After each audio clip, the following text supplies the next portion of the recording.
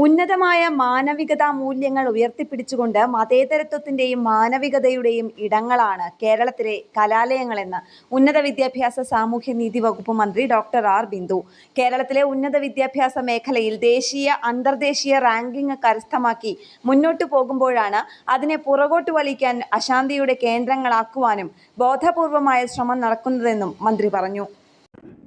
രാജ്യമെമ്പാടും ദേശീയ സ്വാതന്ത്ര്യ ലബ്ധിയുമായി ബന്ധപ്പെട്ട സന്തോഷവും അഭിമാനവും പ്രകടിപ്പിച്ചുകൊണ്ട് വളരെ പോസിറ്റീവായ മൂല്യങ്ങൾ ഉയർത്തിപ്പിടിച്ചുകൊണ്ട് സ്വാതന്ത്ര്യ ദിനാഘോഷം സംഘടിപ്പിക്കപ്പെടുമ്പോൾ അതിൻ്റെ തൊട്ടു തലേന്ന് വിഭജന ഭീകരതാ ദിനമായി ആചരിക്കണമെന്ന ആഹ്വാനം കേരളത്തിലെ സർവകലാശാലകളോട് നടത്തിയപ്പോൾ അത് നിരുപാധികം തള്ളിക്കളഞ്ഞിരിക്കുകയാണ് നമ്മുടെ സർവകലാശാല സമൂഹങ്ങളും കലാലയങ്ങളും.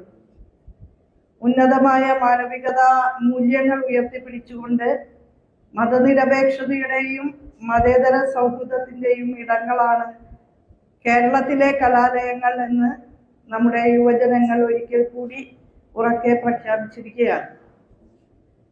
വാസ്തവത്തിൽ കേരളത്തിലെ ഉന്നത വിദ്യാഭ്യാസ മേഖലയിൽ ഏവരുടെയും യോജിച്ചുള്ള കഠിന പരിശ്രമത്തിന്റെ ഭാഗമായി കഴിഞ്ഞ 3-4 വർഷങ്ങളിൽ ദേശീയവും അന്തർദേശീയവുമായ ഗുണനിലവാര പരിശോധനകളിലൊക്കെ മികച്ച റാങ്കിങ്ങും ഗ്രേഡുകളും എല്ലാം കരസ്ഥമാക്കി മുന്നോട്ടു പോവുകയാണ് നമ്മുടെ ഉന്നത വിദ്യാഭ്യാസ സ്ഥാപനങ്ങൾ.